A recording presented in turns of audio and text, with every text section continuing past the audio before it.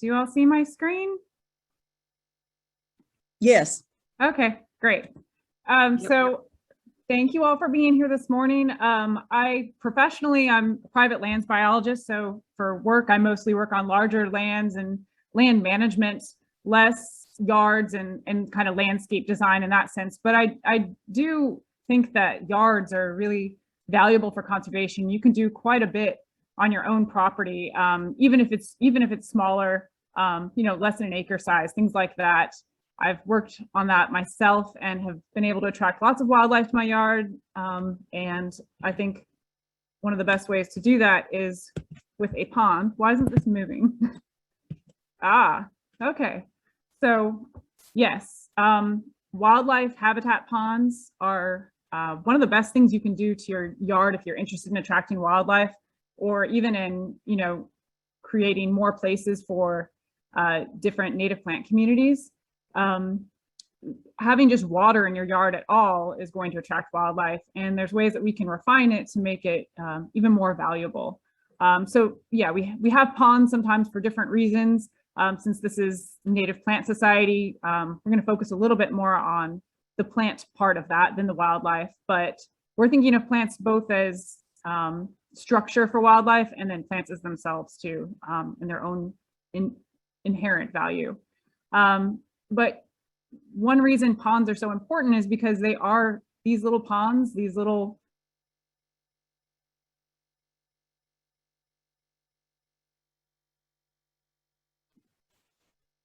we've lost you. To add that on your own landscape or in your yard. So a lot of the rare and endangered plant and animal species that that we think about here in Georgia and just in the US, they rely on wetlands either to live there, to visit, or to reproduce. So some life stage is connected to these little ponds. And historically, these ponds are created, over geologic time in different ways that we tend to, we're not creating a lot more of them. Just the way we use land, some of those ways that ponds used to be created are not happening anymore. So we're just losing ponds, basically. So you can make a really big impact by putting these ponds back out on the landscape. These are going to attract birds, small mammals, all sorts of things, but so it's great to, see the wildlife, but kind of the same way that we promote native plants, where we would say, yes, it's nice to have nectar plants, to see the pollinators and things like that. We would also provide host plants so that you can provide for a different stage of life. So that's what you would be doing if you put a pond in. That's how you're helping amphibians and invertebrates, especially. So yeah, the idea of this, I mentioned no fish. You'll see in this illustration up here, there's no fish in here, and you've got so many different interactions going on between the plants and animals, between the animals and animals. Ponds are incredible places.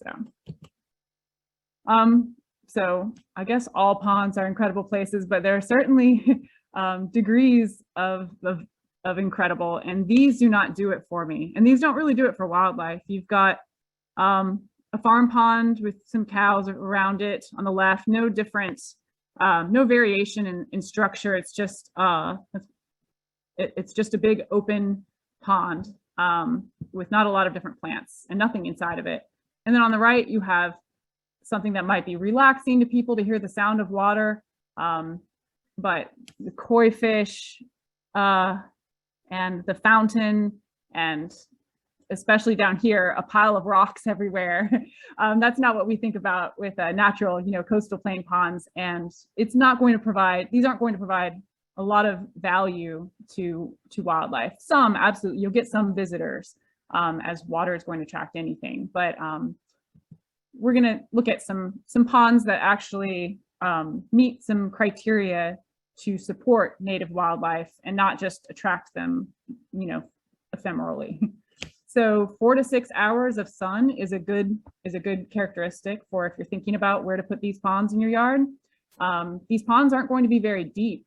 Usually about 2 to 3 feet is good enough. That's where you're going to find the most diversity in species using them.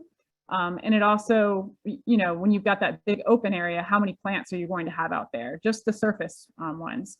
And so having that depth is important. You don't want any shallower than that really, because you won't get much of a thermal gradient. So it needs to be cooler at the bottom, and plants can help make it cooler, but also just having it deeper is going to help with that.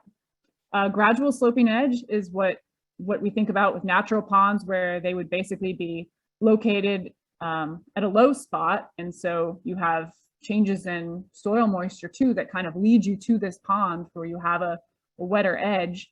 And so that's a cool thing for, different plant communities at that ecotone there. But also wildlife need that sloping edge, small wildlife, to get in and out of ponds. If you don't have a sloping edge, if it's just a steep drop, you're really eliminating a lot of kind of critical habitat for things that are, trying to metamorphose, small critters again. But then birds too. Birds will enjoy having a sloped edge and places they can stand on. Think about whether you're going to, if you're doing a lot of fertilizing upland of the pond, you don't want that runoff going into your pond. Sometimes you make some trade-offs. If you've got a rain barrel that's, running off of your roof, maybe that's going to be okay, but do make that a consideration when you think about where to put a pond. A mostly vegetated perimeter is going to be important. A lot of people have a beautiful pond and then they mow it right up to the edges. And all of that could be important cover. It could also be cool, unique plant zones. So we want to leave cover in there. The idea is with these ponds, you can embed them in your garden. And then providing cover objects that can be in the way of, occasional stones, rocks, but logs. Those are really good and natural objects that you can find. I've seen artistic brush piles used. So if the look of your garden is makes you think you don't want a brush pile, Google some artistic brush piles. They're out there. And then, a variety of plant structure around these ponds, which we sure didn't see with the other two ponds we looked at. And then, people think that the way to finish their pond is to add fish in a fountain. And I encourage you not to do that, because you're really, these spots would not naturally have had fish for the most part. The fountain disrupts the water surface. This still water is where most of the life is in these ponds. Those are areas where animals can lay eggs. Dragonflies, think about that, and frogs. So they need these quieter, stiller areas for developing and reproduction. And even for calling, things like that, communication can be interfered with through fountains splashing around. So the idea is to try to, this could be a pond edge, a lake edge, this could be a lot of things here, but I do like all of these different zones here, and trying to think about how you can squeeze this down into a little pond in your yard. And I'm saying little pond, like a little, a bathtub sized pond can still have all of these things. So if you're just getting started, the plants that I would recommend would be emergent plants, things that come out of the water with these stalks and flowers. These are entry and exit ways for animals. And then marginal plants, which would be some of those cover plants that you would find around the edges. So I'll show you some more ideas later, but having some ferns and tall brushy stuff, things that when an animal is entering the pond or exiting, they can feel safe doing so. And then to add more wildlife, to attract more wildlife, floating plants and submerged plants. A lot of these critters, algae is kind of the foundation of life in these ponds. So you do want some amount of algae. Keep in mind though that as soon as you start attracting more wildlife, they are going to kind of have an effect on that algae, and they'll keep it in check, or you can add more plants to help keep it in check and just kind of steal the nutrients away from the algae.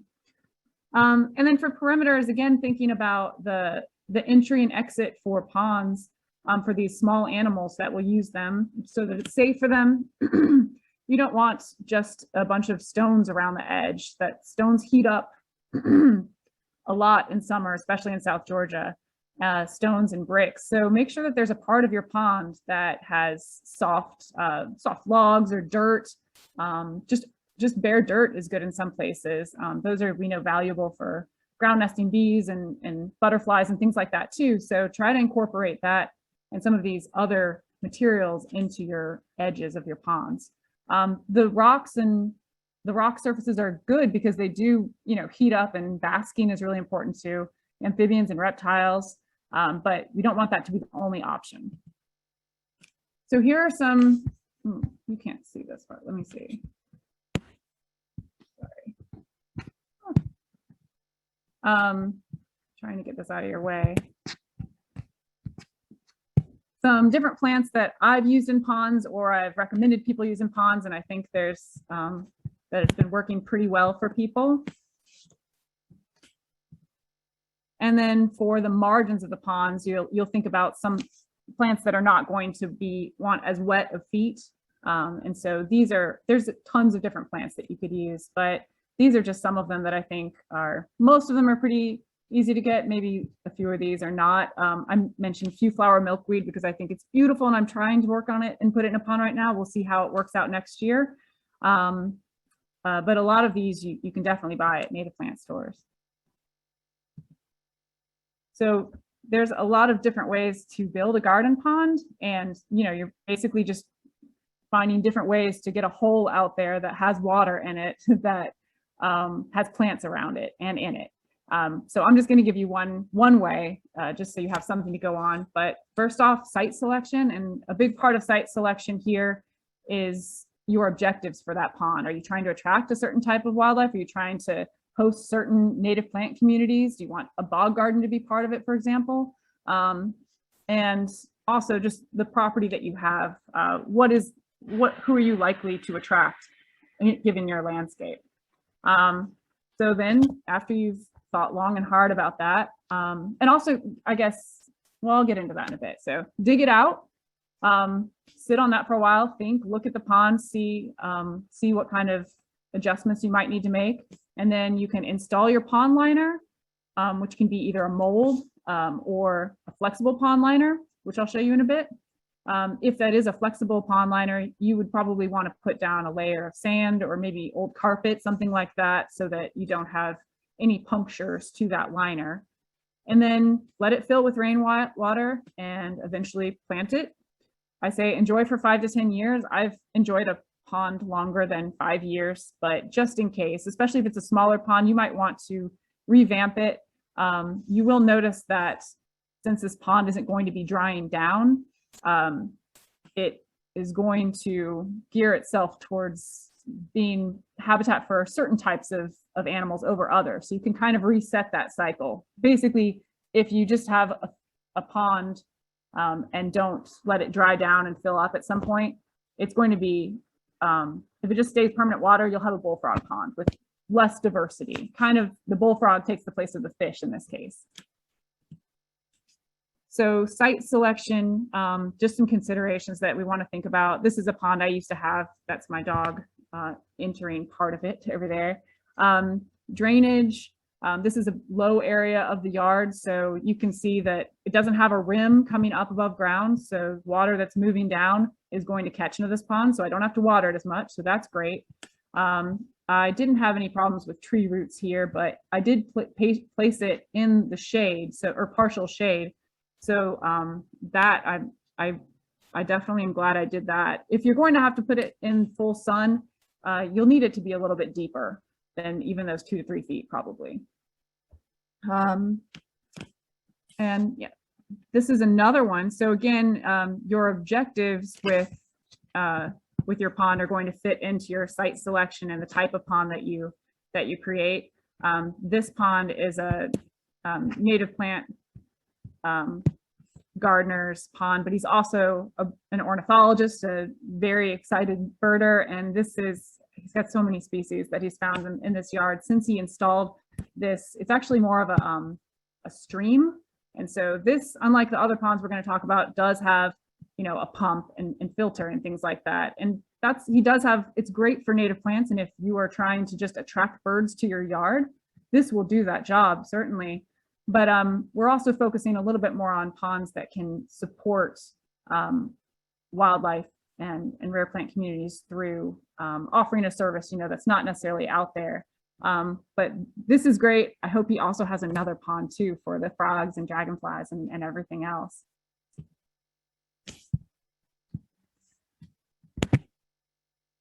Here's a pond I helped give advice for. They basically just wanted some, this is for aesthetics. So they wanted to have a place mostly for plants and add some color. So it's just green right here. This is where they dug it out. But this is going to be pickerel weed with some really pretty purple flowers. And then these are some different irises. And these will fill in a pond very quickly. I don't think I mentioned that on the other list, but I did put a couple asterisks by species on that main list, and that was to remind you that if you have a small pond, that might be one of your only plants in there. So keep that in mind. Let's see. And then here's a pond. This is Heather's pond, actually, that she's been working on. And she wanted to create a pond near the house. She has natural ponds out there too, but near the house where she could kind of showcase some of her native plants that have more specialized habitat requirements. So she does have this shelf that she's working on and these pitcher plants, and this is all in progress, but she's got submerged plants too, this eelgrass, and it's coming along really well. And she has since, I think, planted a lot of ferns around the side. We'll have to get some more updates. And this is called a frog pond. It does have a 4.5-foot alligator that lives in it. This is another birder biologist, but he was trying to put in a pond for frogs, and you don't ever get just frogs. You get a lot of other things. So he has a mix of native plants and non-native plants. He acknowledges that he has some invasive plants that he's working on getting out of there. So all of these ponds, every pond can be better. But this is pretty cool that he has this in his backyard. He's had an otter. He has otters visit. He has newts that make their way into the pond. So really cool. So you can dig a pond, or you can have a container pond. There's definitely more value to these ponds that are level with the surface, but container ponds are great. Tree frogs are going to get in your container ponds too. And container ponds, if plants are more your concern, then it doesn't matter if they're above ground so much or below. You do limit the amount of, that kind of ecotone, the gradual change in soils, because you can have wetter soils at the edge and, have a plant community that represents that. But I have plenty of these out in my yard right now too. You can, if you're not allowed to dig, you can build up a raised bed and then dig into that. That seems like it follows the rules, I think. Or you can have the most flexibility with putting a pond liner in the ground, one of those flexible rubber or non-toxic plastic pond liners into the ground to get your shape. So here's a friend's pond that I helped work on. This is the beginning. This is dug out. He wanted to have a little bog garden section here with a wall that divided it and just and then a deeper pond basin here. He built it into the side of his front yard garden that's fenced in, because he does live in a neighborhood with little kids and things like that. And it just filled with rainwater. And after that, we looked at it and he made some adjustments. He knew that he needed to make more of a wall between the bog garden and the basin. He added this little shelf here so he could have more dimensions and include plants that needed to be out of the water a little bit more. And he's continuing to reshape this pond in other ways by adding on to the sides. But the next step from there was to put the liner in and then let it fill with rainfall. This is one of those liners. They're often a synthetic rubber. Just make sure you get one that's for pond uses. For fish ponds is what you can look at. And then here it is at one stage. He's got his little bog going over here. He gets these pitcher plants from the native plant sales, and you don't add animals. That's something important to consider. I think Cope's gray tree frogs found him pretty soon after he put this pond in. And he's got other squirrel tree frogs. He's got lots of birds that enjoy this area, but they will find their way. And then this is it at another, I don't know what all those flags are for. He's always doing something, but it's a really nice feature. He loves it. It's made his time in his yard more worthwhile. He spends a lot of time out there, and he can have a lot more different plants now that he has these different types of habitats. Pond maintenance, and this is one of my this is just a plant holding area I have in my yard, but even these plant holding areas are really valuable habitats. Sometimes you can see this this little racer I saw here when I was about to start cleaning up some of the dead pickerel weed leaves. He was using it. I've had several different frog species get in there and lay eggs. So you want to wait until a good time to clean out the sediment if you have these ponds, because these ponds, these small ponds, you know, all of these plants are going to decompose and they can fill themselves in. That's one reason why you start with at least 3 feet, or, you know, not at least 3 feet is pretty good for these, but because if it was just a foot deep, it would fill in very quickly. So you do want to get rid of some of that old vegetative growth on top, and that you would do in the spring, early spring, because insects and lizards, everything are using some of these dead materials over winter. But within the basin of the pond, or I know this is a bucket basically, you do want to scoop out some of that sediment and some of the leaves, but leaving a layer on the bottom so that things can kind of take cover under there in the winter. And finally, a lot of reasons people don't want ponds, or if they have a pond, they immediately want a fountain or add fish to it, is because they don't want to have, you know, mosquitoes breeding on their property any more than they already do. So I use this with all my ponds, especially if you're getting started and you're putting in your first pond and you don't have the wildlife there yet to keep mosquitoes in check.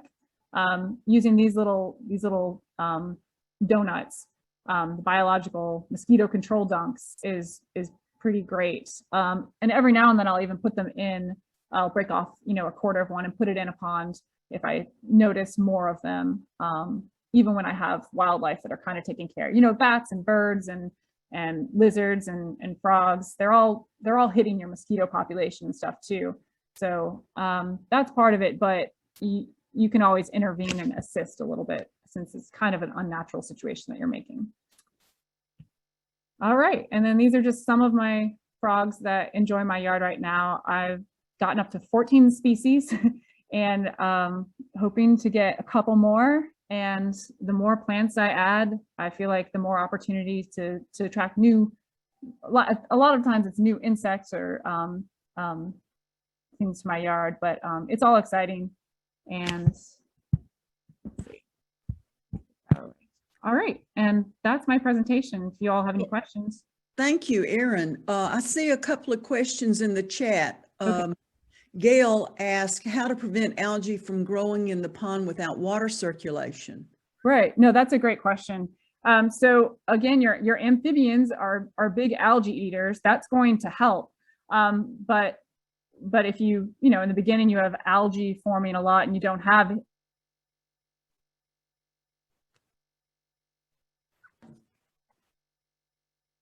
Oh, we've lost you, or at least I'm not hearing you.